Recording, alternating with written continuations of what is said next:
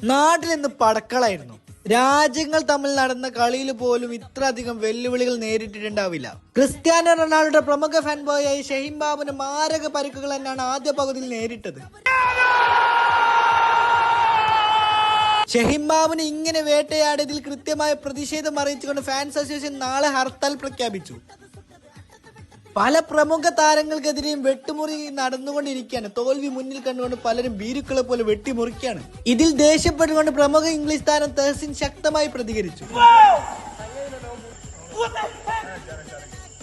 ആ സമയമാണ് ഊക്കാനായിട്ട് ഒരു ചെങ്ങായി കടന്നു വരുന്നത്.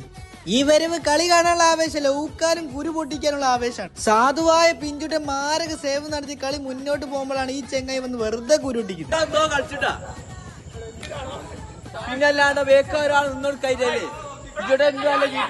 കളിയിൽ അഴിമതിക്കെതിരെ പിഞ്ചൂട്ടൻ പ്രതികരിക്കാൻ തുടങ്ങി. അത് തെറ്റാണോ? അല്ല.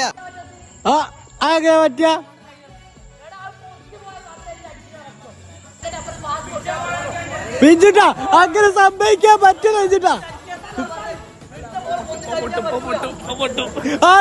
ശരിയല്ല, എന്ത് ശരിയാ?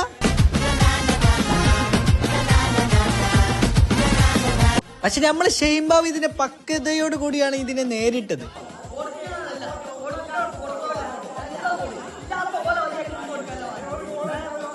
പക്ഷെ ഞാൻ ഒരുപാട് സപ്പോർട്ട് ചെയ്തിട്ട് അവൻ എന്നോട് ചൂടായി. എന്റെ നീലക്കുയിലിന് പറഞ്ഞ് അവൻ അപമാനിച്ചു. എന്റെ കൂടെ ഞാൻ വിഞ്ചുട്ടാ,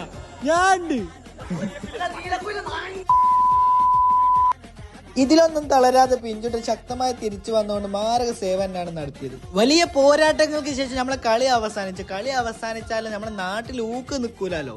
അങ്ങനെ തോറ്റ അനീസിനെയും ടീമിനെയും വളരെ ശക്തമായാണ് എതിർ ടീം ഊക്കുന്നത്.